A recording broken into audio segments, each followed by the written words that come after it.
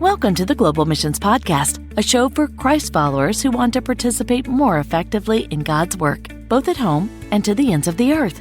Visit us at globalmissionspodcast.com to find show notes, resources, and previous episodes. You can also follow us on Facebook, Instagram, and Twitter.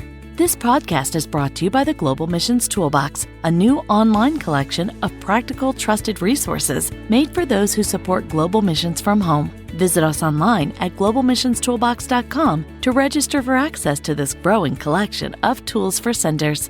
And now, here's your host, Rob Magwood, better known to many friends as Mags. Well, hi, everyone, and welcome to today's program. I'm here with Maddie DeSmit, our co-host. Hey, Maddie. Hi, Mags. Hi, everyone. I got to say that I'm pretty excited about today's episode, and I've got a couple of reasons for that. The first is content. Well, regular listeners will know that we love talking with goers, the missionaries. Today is going to focus on senders. We love to do that as well, and we're going to get into some specifics. What's our focus topic, Maddie? Yeah, well, today we're focusing on a particular group of senders that are so crucial in that area. And today we're talking about how we can care for the parents of missionaries.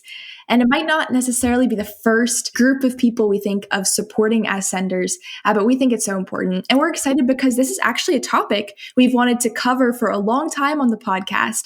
And so when we talked with Peggy Spiers, who was previously on the podcast, we realized that she is very passionate about this topic. So it's a great conversation. And glad to have a veteran, so to speak. It wasn't that long ago that Peggy's previous episode was included. And yeah, looking forward to it. So that's the first reason I'm excited. The second is, Maddie, you know I really like having you here as a co-host. And I enjoy being here as a co-host. That is good. You bring a great energy, perspective, different youthful perspective on some of these missions conversations.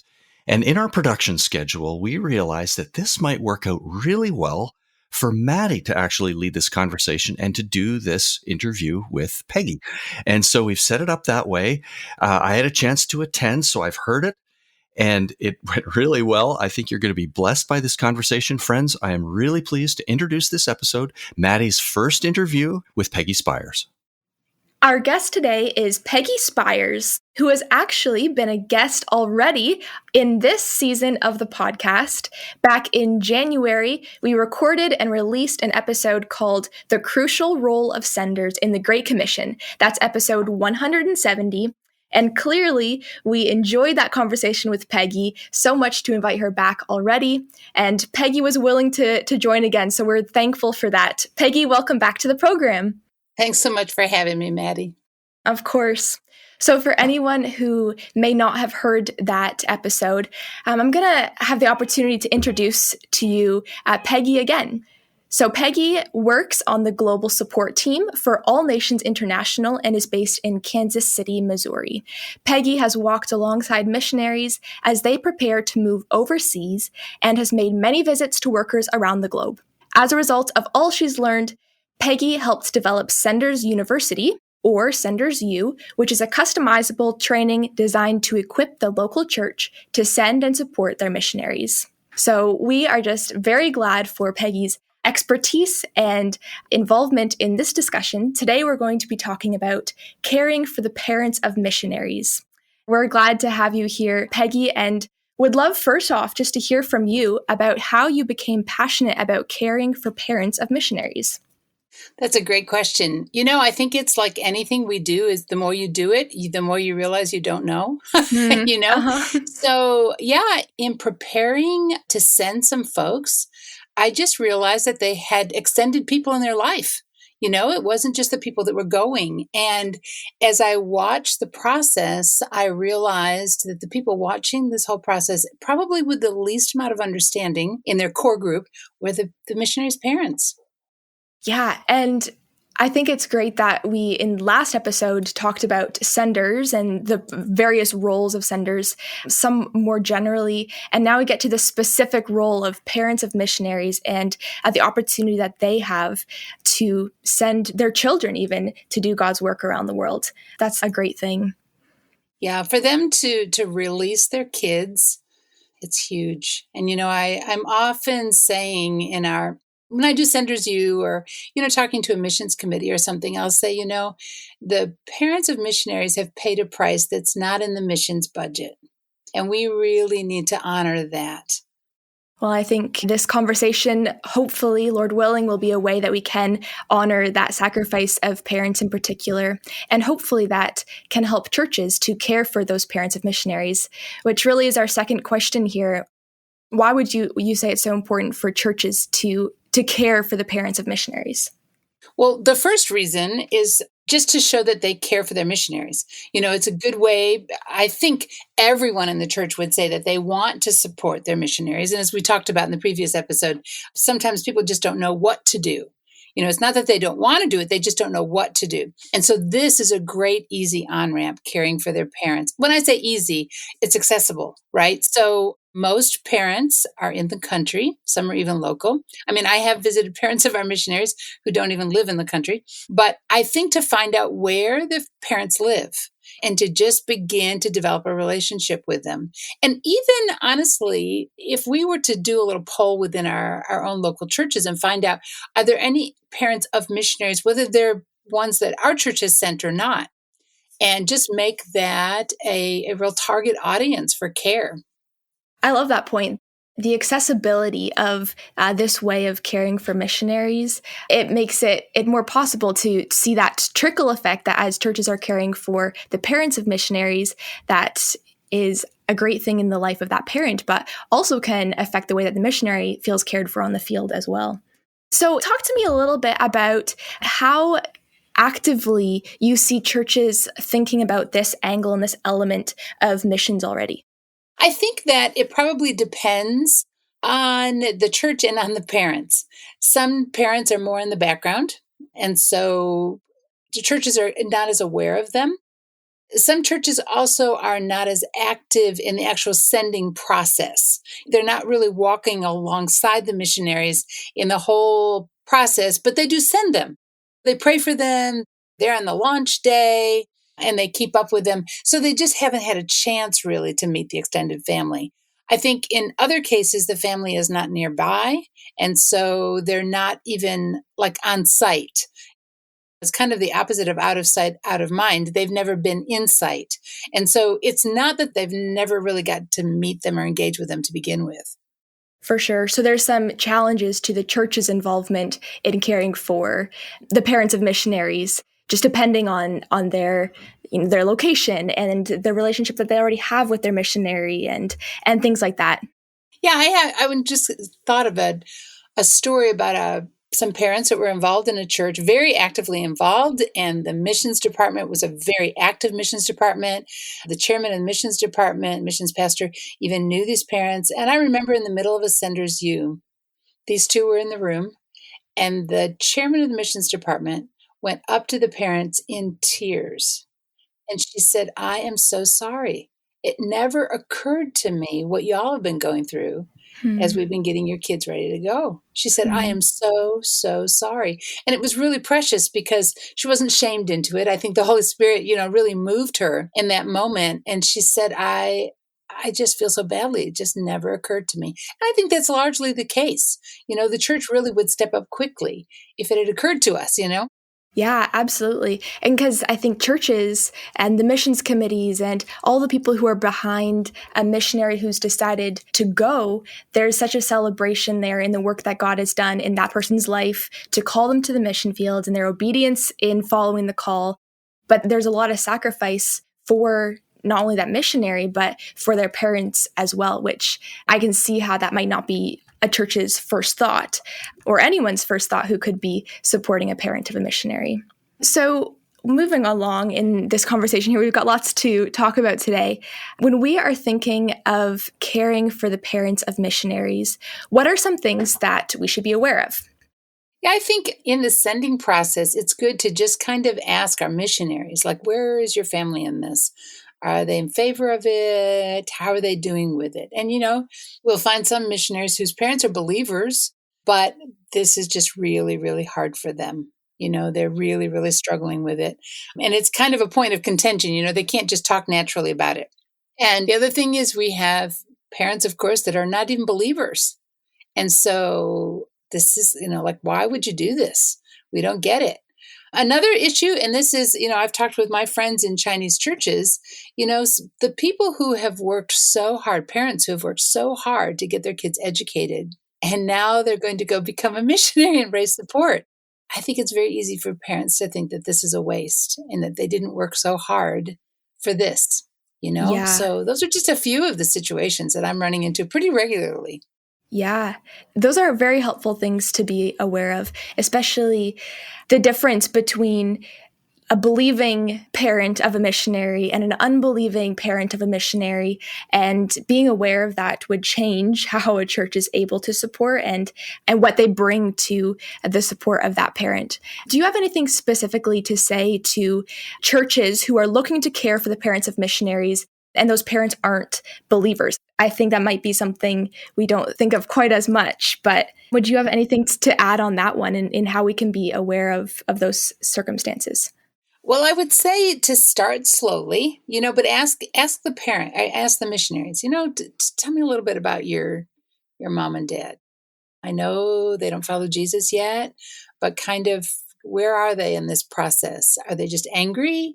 Have they been hurt in the church? What's their situation? Just so that we go in with a little bit of preparation and that we're willing to go slowly and not go as a representative of the church either or the missions organization, but just go as an individual and just go by honoring them to say, you may not even be in favor of this, but you've paid a price here. And we just really want to honor you in that. So I would say the going slowly and realizing that, I think about this with my own family or people in my network that I know that are not followers of Jesus yet. I hope and pray that somebody at their work or in their school will come up to them and share Jesus in really authentic ways. So how much more could we do that with our missionary families? Just share, not as projects, but just genuinely sharing Jesus in authentic ways for them. Yeah. And what an opportunity for the church to demonstrate the family in Christ that we have and to care with a genuine love for each of these people that we get to interact with as we send a missionary. Is there anything else you would mention that we should be aware of when caring for parents of missionaries? Yeah, I think sometimes parents are not well. That's one of the top, I don't know if it's in the top 3 now, top 3 reasons that missionaries come off the field. And of course, I'm always aware of how do we change this attrition of missionary statistic. So one of the reasons they come off of the field is to take care of aging parents. And so sometimes the church can step in there and offer to take parents to grocery stores or doctor's appointments or, things like that. Or just say, you know what, I'll stop by every week and just do a look in and see how they're doing. Or maybe, volunteer to take on some projects like mowing the lawn and things like that. Sometimes the parents really are okay physically, but they've not traveled much. And maybe what they would just need is say, if you ever feel like you're at a place where you'd like to visit your kids, we'll make sure you get there. We'll go with you. We'll travel with you. Maybe we can't go. Maybe they're in a secure country. And so you say, you know what, we'll meet in an easier place to travel. And we'll get your kids there and you there and you can catch up with them and just have some vacation time. But I'll go with you so that you don't feel unsure about it. Send them with somebody who's comfortable in traveling, that would make the arrangements and just make it happen. That's a really good point. Something to be very aware of. There can be a disconnection that parents might feel as their children live abroad, especially if they're not willing to travel. And there are so many practical ways the church can step in to care for missionaries in those circumstances, which I love how you mentioned some of those things, and we'll get to more later in this conversation, which I'm looking forward to as well. We'll move on to a few principles you'd like to share about caring for parents of missionaries. We have 3 that we'll mention today. What is the first principle that you would like to share? I think the first one, Maddie, is that we need to look at all these situations case by case. I mean, like, what is this family dealing with? Are they dealing with a situation where maybe the missionaries and the parents have not lived nearby for a long time? And this won't be as big an adjustment for the parents. I mean, it still is something, but they're not used to their kids living nearby anyway. Are we living in a case where the parents are really starting to fail physically and they're worried? I have two of our folks on the field. Their parents are unable to travel for health reasons. So just look at these case by case and think, you know what would be a helpful thing here? And as I meet parents of missionaries serving with other agencies, I ask them, so what are you guys doing? What are you finding that's helpful? And I think that would be a good thing too, to see what's doable and just kind of look and troubleshoot, if you will, in each situation. And, we haven't even talked about the fact that there may actually be dysfunction in the family. There may be even a separation in the family, a divorce or something. And so there are other issues that the church just needs to be really gentle and gracious about, as we approach those situations. Absolutely. Just the emphasis that an understanding of what a specific parent might need to be supported, that's going to be very different from one parent to another. And having a lot of enthusiasm and excitement about supporting a parent as a church is a good thing, but to direct that to what that specific parent's need actually is. That's a great point. So principle number 1, take it on a case-by-case basis in caring for parents of missionaries. We'll move to our second principle. What's the second principle you'd like to share? I think it's really important for parents to have a safe place to share. And if they attend a church, particularly if they attend the church that their children were sent from, that's not the place. And it doesn't mean that their church doesn't love the missionaries, doesn't love the parents. But you know what? When the parents are having a hard day, they're already their kid's biggest cheerleader. And so talking about what a hard day they're having at church is just not safe for them. Because number one, they're supposed to be happy that their kids are missionaries. That's an honor, right? We're supposed to celebrate that. So if they're not in a very celebratory mood, if they're even mad at God for taking their kids away, or if they're concerned about their kids, if there's a fear issue, they can't really share that at church. So if we could find some people that would just be safe. And it's a real bonus if the people that are caring for the missionaries have a good idea of the location where their kids are serving, if they maybe know the agency, if they know a bit more about the work. I met with a parent not too long ago and just asked her if she wanted to meet over coffee. And I just showed her some of my pictures of a location where her daughter was visiting. And I was in the pictures. So it wasn't like just a random Google. It was me in the pictures doing it. And so I just wanted her to feel a little bit more connected and realize that her daughter could do this, this is doable, and that I was doing it. And I was telling her some of my experiences, some of the good things, some of the challenging things, some of the wonderful things. And it's things that she may not have had that conversation with her daughter, but I could do it. I'm an outsider. And so I become a safe place. And I can advocate for her daughter in a way that her daughter shouldn't have to do and probably wouldn't do. Right? Mm-hmm. Yeah, absolutely. I think that, that does bring some interesting things for churches to consider in how they can care for these people and provide a safe space to have those conversations, even if it's a challenging day, or to just be willing to share those feelings and have them validated and understood in a place where they feel that they can really accurately communicate what they're going through. I just want to say that, in this, it's very easy to spiritualize what their kids are doing and say, oh, but you must be happy, or Jesus called them, they're being obedient. Yes, that's all true. But I think to just empathize with them and say, oh man, it must be hard having them so far away. You must miss them. And I think our tendency is to want people to feel better. And that's good. That's good. But when we just really validate the pain that they're feeling, or sometimes the anger, or whatever, the confusion. And especially I think if their kids are serving in an unsecure location, if they're listening to the news, that can just be really hard for them. So if somebody can come alongside in a really gentle way and say, wow, yeah, this must be hard. I can understand why you'd be feeling this. Or I can imagine, even initiate that, the words and the motions. I can imagine you might be feeling this way. Is that true? Yeah, absolutely. That's some great advice on how people can be more of that safe place in communication and really empathize with the challenges that they might be facing Thank you for sharing that. We'll move on to the third principle. What's the third principle you'd like to share today? I think the third one would probably be to just go slowly. These relationships are not going to happen quickly. I often begin the conversation over the phone or in person like, you don't know me. Why would you trust me? And I would just sometimes say, you know what? I love your kids, or I care about your kids, or I care about this location in the place they're going. I've been praying that someone would go to this location, and your kids are the ones that answered the call and that Jesus chose, and say, but realize that it didn't happen in a vacuum, that this affects you, and just really go slowly to develop that relationship. And I think the other thing is, I know many times I've said to parents, I give them my contact information and I say, give me a call anytime you want to talk or you have questions. And they generally don't. And so I initiate.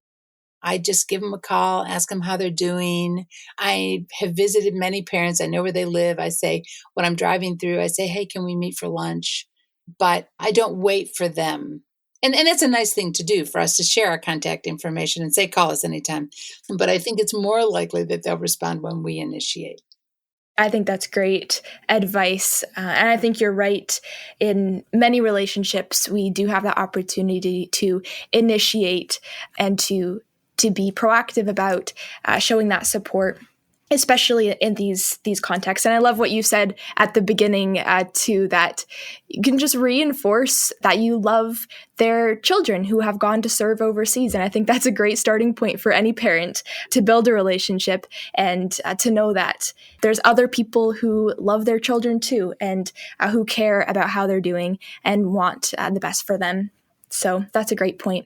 Anything else on that third principle you'd want to add? I think along with developing the relationship with the parents, I think it's staying in relationship with the folks on the field. I was just remembering the last lunch I had with parents, and I was talking about how I'd seen the kids grow.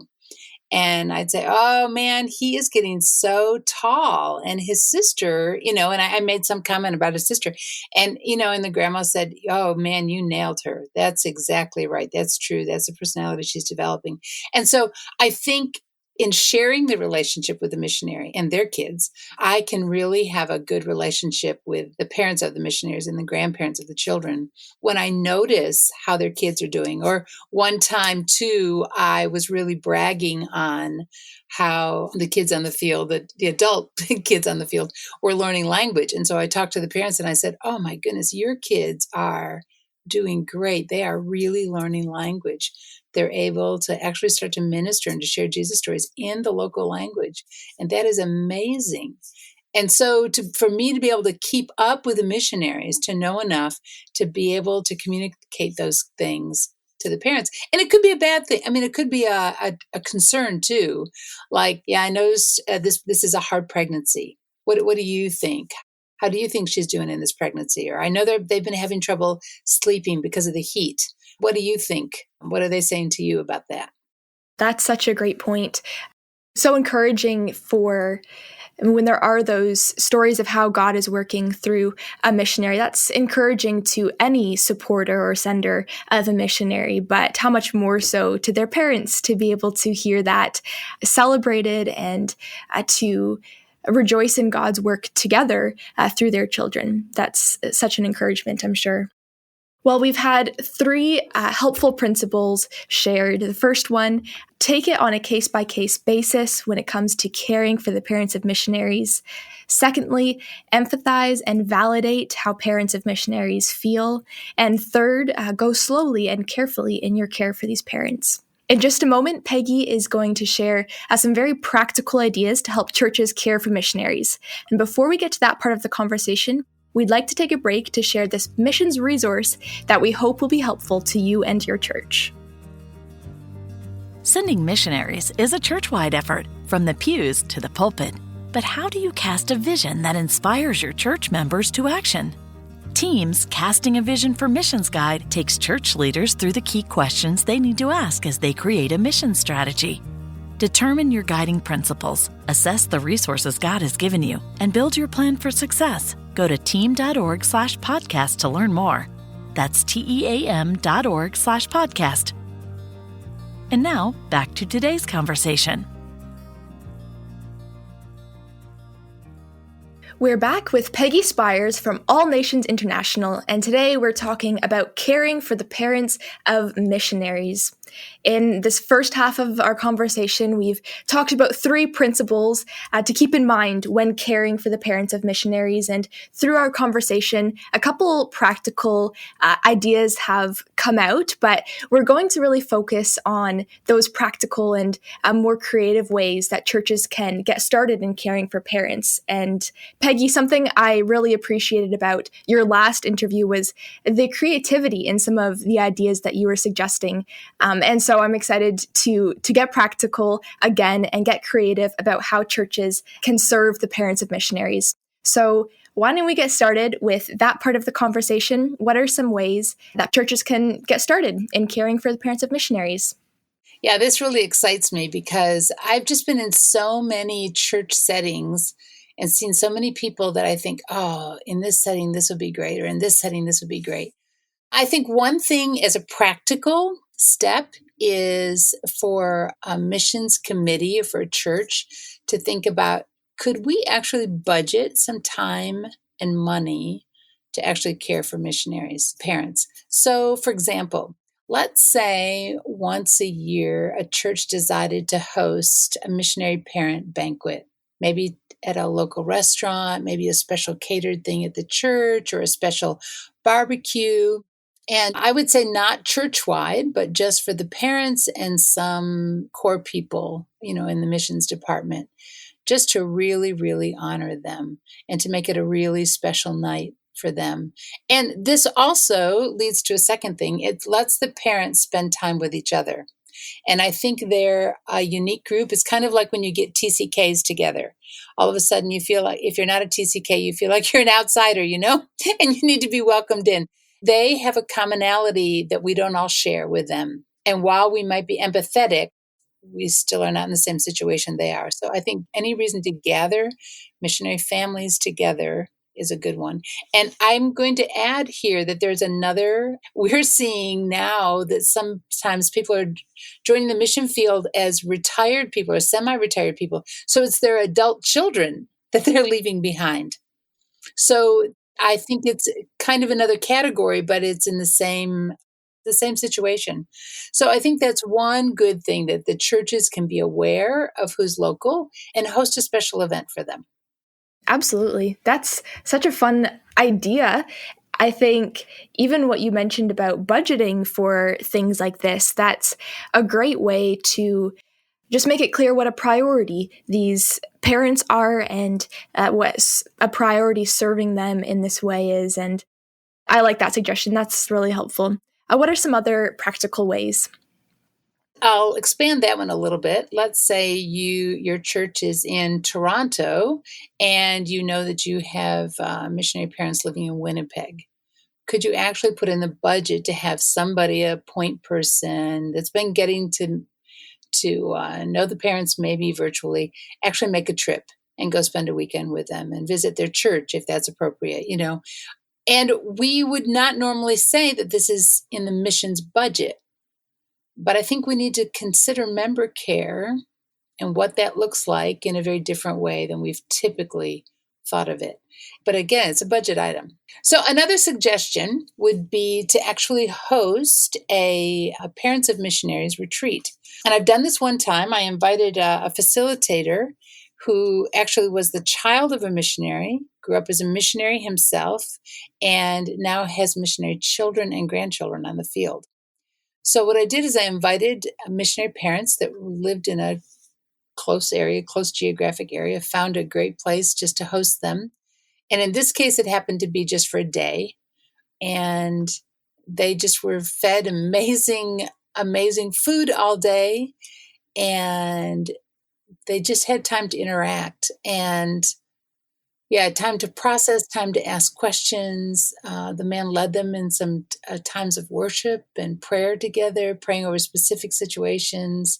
And when I asked one of the parents, so tell me about the day, and I was there all day. I would sometimes sit in a session, but mostly I wanted them to have some distance. And so at the end of the day, one parent said, well, we laughed and cried, so it must have been a good meeting. So That's a great summary. Right. I love that. Does anybody in our church have a cabin that would make, in a lovely location, or someplace that would make a nice, intimate place for a few families to gather? Not a huge retreat, not a conference, just a place where a few families could just feel safe, and that somebody could facilitate some conversations on different topics that they could really feel like they could interact with, and have other missionary parents with them that share in that, so they wouldn't feel odd, Yes. Well, I love in these suggestions already, even we see that principle of just taking it on a case by case basis. You really need to understand with each of these options what these parents would be served by, and some great ideas of how that could look in different cases, depending on the parents and depending on the church and what resources the church has, and how senders are willing to serve these parents of missionaries. So many great ideas. What are some other practical ideas you might have? I think one that's really helpful for them on the front end actually is having them really understand culture shock. We know from research that culture shock is not something that may happen to some people. It's going to happen with everyone, and it'll happen differently. So if you're only sending a single person, it'll happen just with that single person in a very unique way. If you're sending a couple, it's going to happen with both of them in different ways. If you're sending a family, it just multiplies. But I think it's really, really good for parents to know that this is normal. Now, the analogy I typically use, which is interesting because I've had no children, but it's childbirth. I was just with a mom who went with her daughter because she's the backup for the birthing of her grandbaby, and she went to the childbirth classes. So the purpose, that the reason a nurse goes through what she does in those classes is to explain to the moms and dads what's going to happen, what's happening physically, what's going to happen in the room, all the what if. But this is the normal process of children being born. And it's good for parents to know that, because they're going to see, and the moms and dads obviously too, but the mom is going to experience some things she's never experienced before. But to know that it's normal is good. And for the husband watching this whole thing, he's going to see and hear his wife say things she's never said before. And for him to know this is normal is really good, because what's our tendency? Our tendency when we see the people we love struggling, month 6, month 7, month 8, bottoming out, maybe month 9, we say, get them out of there, bring them home. But research shows we need to let them stay. Now, should they maybe go take a little break, go for a long weekend, just be tourists, rest, maybe sleep in air conditioning for a while? Yeah, absolutely. But the culture shock process is normal. That's so helpful to hear, I think, of parents, of course, so concerned with how their children are doing, no matter what age, and to just be affirmed in the reality of that and some of the research that's been done. That's very helpful. Well, thanks for sharing that point as well. I think that will resonate with many people. You have some ideas with furloughs and in terms of culture shock. Can you explain how that might be a part of caring for parents of missionaries? Yeah, I think part of the thing in studying research on culture shock is it's surprising, actually, to find out that reverse culture shock is usually experienced in a much stronger way than the primary culture shock of going to a new place. And it's unexpected. And, the people that I've talked to, I've experienced it to some level, but the other people that I've talked to have just said, oh yeah, I just had a complete meltdown. And these are competent, mature people, and they'll say, yeah, it was in the toothpaste aisle. It was in the ketchup aisle. It was in the cereal aisle. It was in church. It was at a restaurant. And it just was like being ambushed. Well, so for furlough, this is tough because we know these families are going to experience this reverse culture shock. So how can we mitigate that a little bit? And how can we step in and kind of help parents understand that this is going to happen? Now, every single family I've talked to that's gone through this, they said, oh yeah, they were so grumpy or they were so irritable or, I felt like I couldn't say anything right. And so how could we maybe help in understanding that and bridging the gap and making those furlough times sweeter? I think a big thing here, and it's really hard to recognize that, is that the expectations we have. Families here in the States or here in Canada have their expectations for what this visit's going to be like. Parents are expecting their kids and their grandkids maybe to just jump in on all the activities they do and just be so happy to be, quote unquote, home. The people visiting might think I can just join in, just like normal. It'll be just like it was when we left. And that's just not the case. And so if we can maybe talk about some of the elephants in the room, if you will, about expectations and say, what are some that we can really make happen, that we can aim toward, and what are some things that probably aren't going to happen? But just talk about them and be the person to initiate that conversation. Say, what would you like to see happen on furlough? What would you like to see? And say, let's see if we can help out with that. That's a great point. Just getting on the same page about what that furlough might look like and what expectations there are can be a great starting point in making that a good experience for the parents of the missionaries and the missionaries themselves, and strengthen the relationship with parents and their children as missionaries. That's great. Peggy, you've also shared already a couple ideas of how we can reach out to parents. But is there any other thoughts you would have on practical ways we can jump in sparking those relationships with parents of missionaries? Yeah, wouldn't it be something if these parents of missionaries, particularly if they don't have a wider family locally, if you live near them, if you included them in holiday invitations, if you just stop by with cookies or stop by to help with practical things around the house, or just invited them, some normal night when you're just having meatloaf for dinner, and just let them know you just remembered them, can you come over after work, or just include them in some of the normal activities that you're doing that they may be missing out on. If it's a t-ball game or a dance recital, say, would you come and join our family? And this is not to take the place of their children and grandchildren.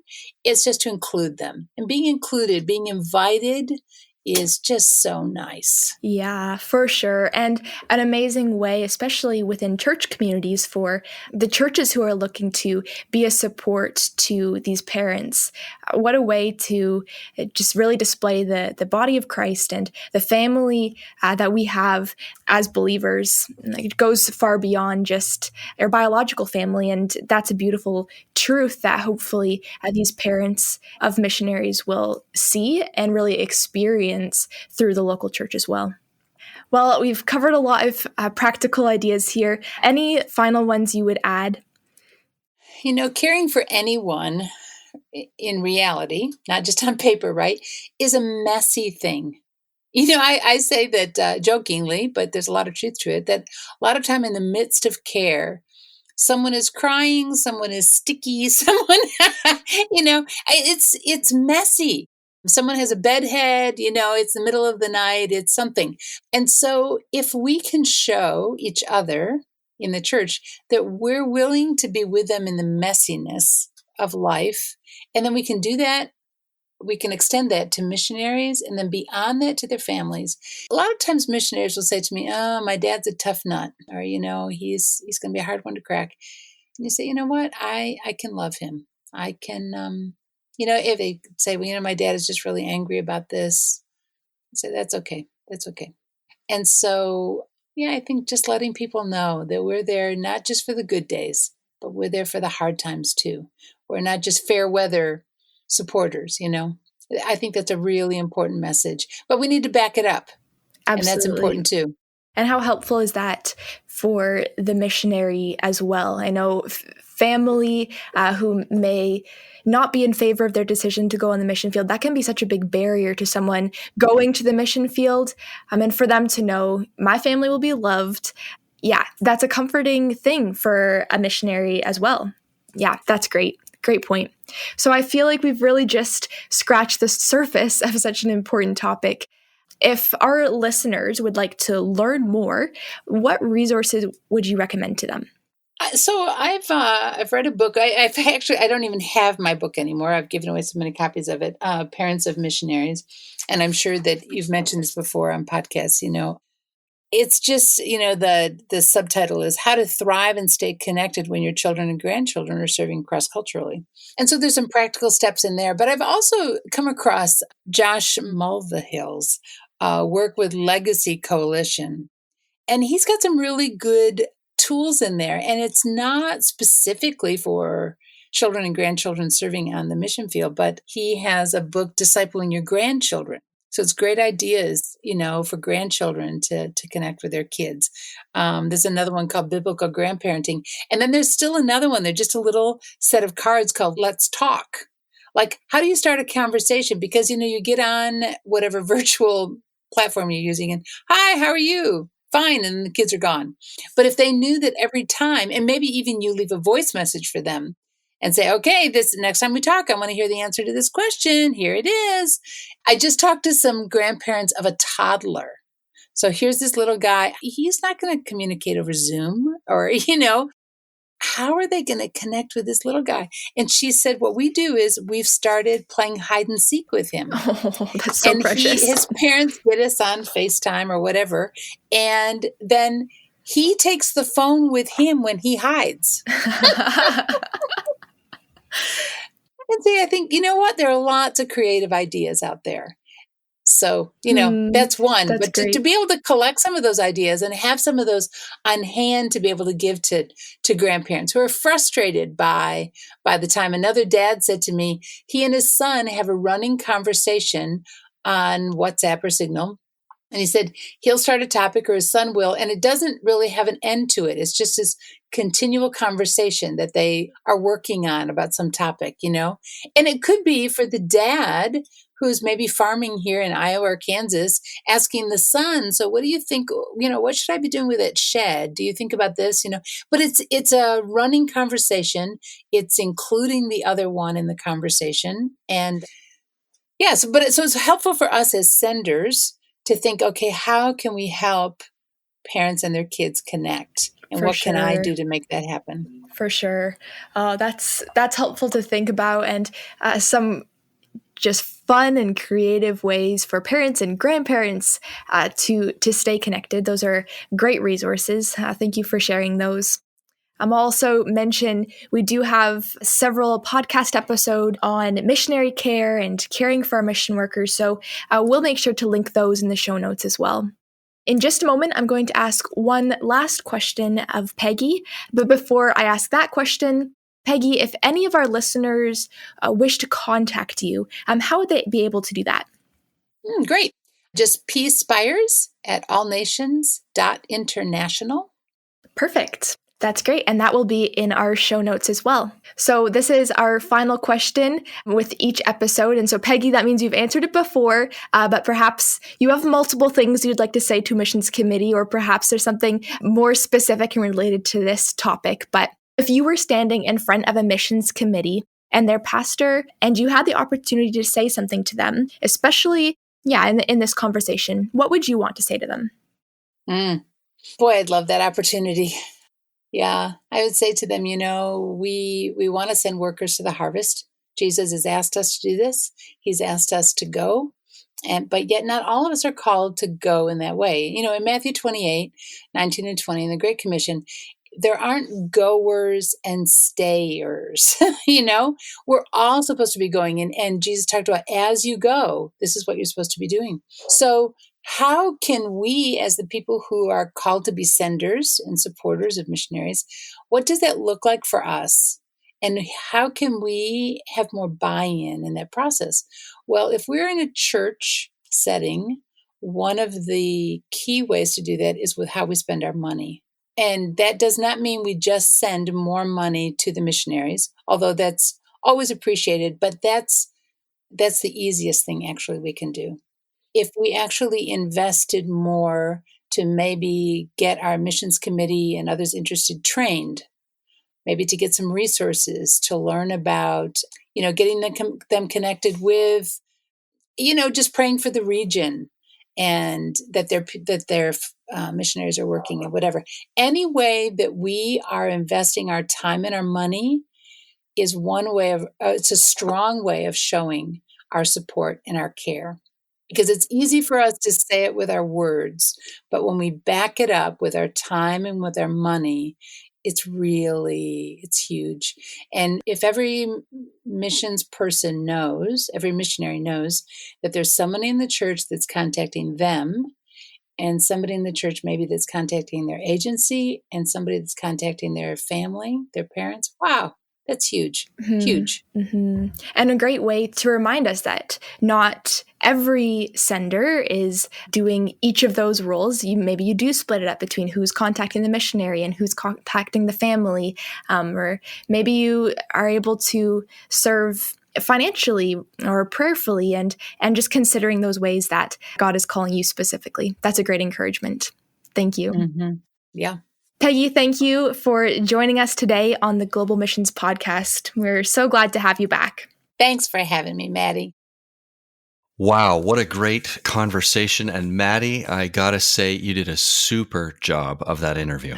Well, thank you. Our listeners can feel free to contact us. Let us know what they think of the co-host. I hope that I still have a job after that because it was fantastic. We want to use this time just quickly to bring out a couple of highlights, something that really struck us. Maddie, what's a highlight you've chosen from this conversation? I think I would have to choose principle number 1, which was take it on a case-by-case basis when it comes to caring for the parents of missionaries. And I found that principle to be a really great foundation for the conversation. And it felt like that was in the background of everything else we discussed in this interview and all the ideas that Peggy brought to the conversation. I think it's so helpful in any relationship to remember that each person is unique, their needs are unique, and the ways that they feel supported are unique. And so anyone who cares for a parent of a missionary can just bring that idea into the relationship. Yeah. I've got to confess, I found it really hard to pull out any one thing.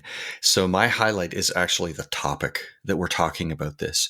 The parents of missionaries pay a special price. She said that it was a quote that there is a price paid by the parents of missionaries that doesn't show up in the budget. And the fact that we're talking about this, I've been in a couple of situations where I've been at a commissioning service for missionaries, and I've said to the church, could we have the parents and maybe grandparents come up and be part of that prayer time? And the church has said, oh, yeah, we didn't think of that. Absolutely, of course. And so I thought it's just another great example that it's not that we wanted to be uncareful, but we can be more careful and we can be more loving, more supportive. I am so excited that we've talked about this. And I hope it'll be a great encouragement and honoring both to parents and grandparents of missionaries and to the churches that will love and support them as they release their loved ones. I agree. That's so helpful. Thank you for sharing that. Well, this episode, as all of our episodes now, has been brought to you by the Global Missions Toolbox. This is an online collection of resources especially for senders, pastors, missions committees, and family and friends of workers sent to serve in missions. Remember, you can find the show notes to today's program on our website at globalmissionspodcast.com. Join us again in 2 weeks when we'll continue to explore this grand adventure of being Christ's witnesses to the ends of the earth.